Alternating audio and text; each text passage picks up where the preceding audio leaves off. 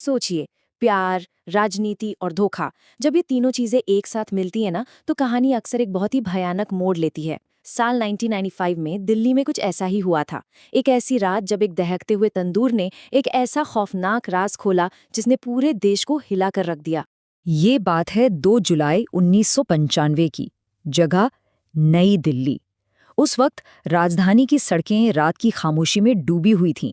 India gate की रोशनी के नीचे सब कुछ बिल्कुल नॉर्मल लग रहा था। लेकिन उस रात शहर के दिल में एक ऐसी हैवानियत पनप रही थी जिसकी किसी को भनक तक नहीं थी। तो इस पूरी कहानी का जो पहला पन्ना है ना, वो एक जलते हुए रेस्टोरेंट के धुएं से लिखा गया था।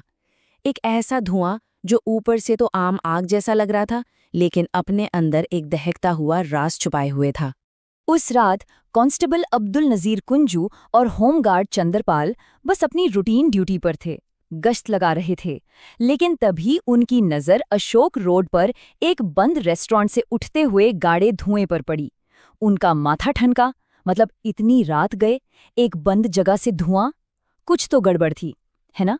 और जैसे ही वो लोग पास पहुंचे, दरवाजे से एक आदमी बाहर निकला। उसका जो अंदाज था ना, वो बड़ा अजीब था। मतलब घबराहट तो बिल्कुल नहीं थी, उल्टा एक अजीब सा कॉन्फिडेंस था उसमें। उसने अपना नाम बताया, सुशील शर्मा, एक पॉलिटिकल वर्कर, और पुलिस को ऐसे टाल रहा था जैसे जैसे कुछ हुआ ही ना हो। उसने बड़े आराम से कहा, अरे कुछ नहीं, हम तो बस पार्टी के कुछ पुराने कागज जला रहे हैं। सोचो, इतना बड़ा झूठ! शायद किसी और को यकीन आ भी जाता, लेकिन उन पुलिस वालों का शक इस बहाने से और भी गहरा हो गया। लेकिन कांस्टेबल कुंजू को ना हवा में कुछ और ही महसूस हो रहा था। वो जो स्मेल थी वो कागज के जलने की नहीं थी, वो एक जानी पहचानी और कह सकते हैं दिल दहला देने वाली महक थी, जलते हुए मांस की। और बस यही वो पल था जिसने एक मामूली सी आग की घटना को एक भयानक क्राइम इन्वेस्टिगेशन में बदल दिया। अपने शक के आधार पर पुलिस टीम अंदर घुसी, आग बुझाई गई, और उसके बाद जो मंजर सामने आया वो किसी के भी होश उड़ाने के लिए काफी था। रेस्टोरेंट के तंदूर के अंदर एक इंसानी शरीर को जलाया जा रहा था, और इसी खौफनाक डिस्कवरी की वजह से ये केस हमेशा के लिए तंदूर कांड के नाम से मशहूर हो गया। तो क्राइम सीन मिल गया था, लेकिन कहानी अभी और भी ज्यादा उलझने वाली थी, क्योंकि जिस आदमी ने पुलिस को गुमराह करने की कोशिश की थी, जो इस मामले का मेन सस्पेक्ट था, वो धुएं की तरह ही हवा में कहीं गायब हो चुका था। तो शुरुआती कुछ घंटों में पुलिस के सामने मतलब 3 बड़ी चुनौतियां थी। पहला, मेन सस्पेक्ट सुशील शर्मा फरार था। दूसरा, उसका मैनेजर केशव, जिसे मौके से पकड़ा गया, वो अपना मुंह खोलने को तैयार नहीं था। और तीसरी और सबसे बड़ी पहेली, वो जली हुई लाश आखिर थी किसकी? और फिर पुलिस को पहली बड़ी कामयाबी मिली। मतलूब करीम नाम का एक शख्स खुद पुलिस स्टेशन पहुंचा, और उसने जो बताया उससे केस की पूरी दिशा ही बदल गई। उसने बताया कि वो लाश सुशील की पत्नी नैना साहनी की थी। तो अब पुलिस के पास विक्टिम का नाम भी था और कातिल का चेहरा भी साफ हो चुका था। 9 दिन, पूरे 9 दिन तक सुशील शर्मा देश भर की पुलिस को चकमा देता रहा। उसकी तलाश में मतलब पूरे देश में जाल बिछा दिया गया, और ये मामला टीवी और अखबारों की उस वक्त की सबसे बड़ी हेडलाइन बन चुका था। आखिरकार इन 9 दिनों की भाग दौड़ के बाद सुशील ने बैंगलोर में सरेंडर कर दिया। लेकिन पकड़े जाने के बाद भी ना उसका कॉन्फिडेंस देखने लायक था। उसने सीधे सीधे हत्या में शामिल होने से इनकार कर दिया, जबकि 2 पुलिस वाले उसे मौके पर देख चुके थे।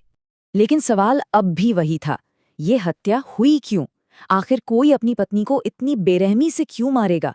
इसका जवाब एक बहुत ही जहरीली, एक टॉक्सिक लव स्टोरी में छिपा हुआ था।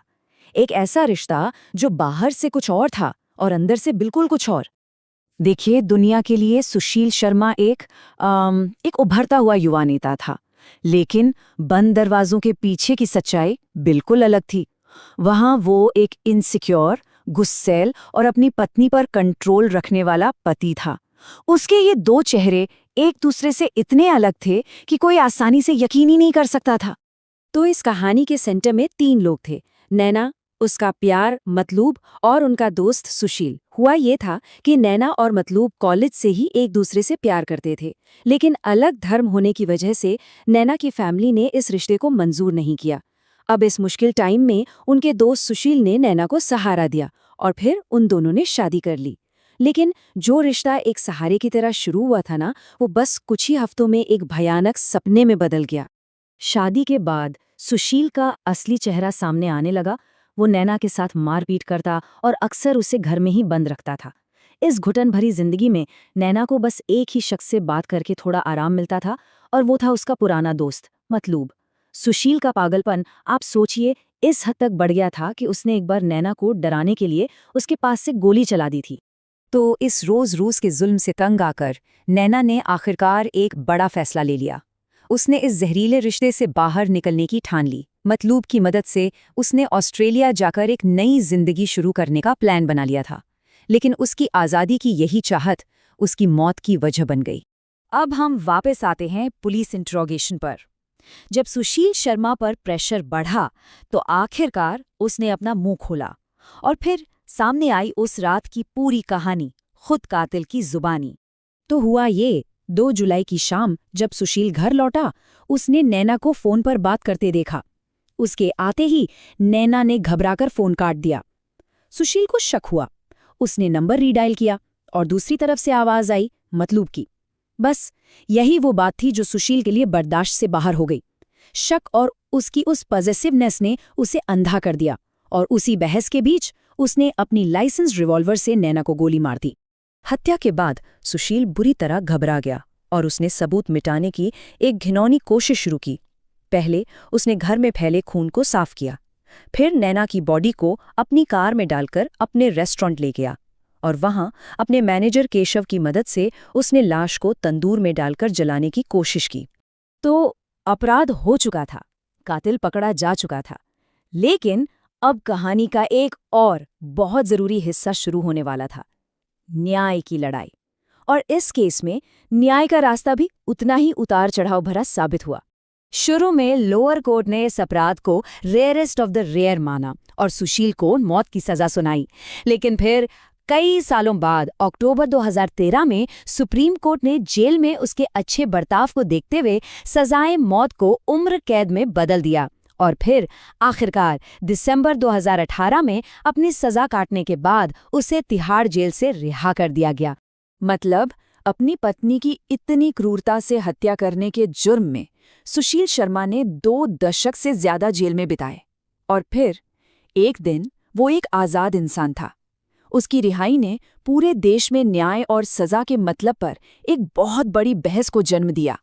और यही सवाल आज भी इस केस पर एक परछाई की तरह मंडराता है। एक इतना ब्रूटल क्राइम जिसमें एक जिंदगी खत्म कर दी गई और सबूत मिटाने के लिए हर हद पार कर दी गई, क्या उसके लिए उम्र कैद और फिर रिहाई सच में न्याय कहला सकता है? इसका जवाब शायद उतना आसान नहीं है।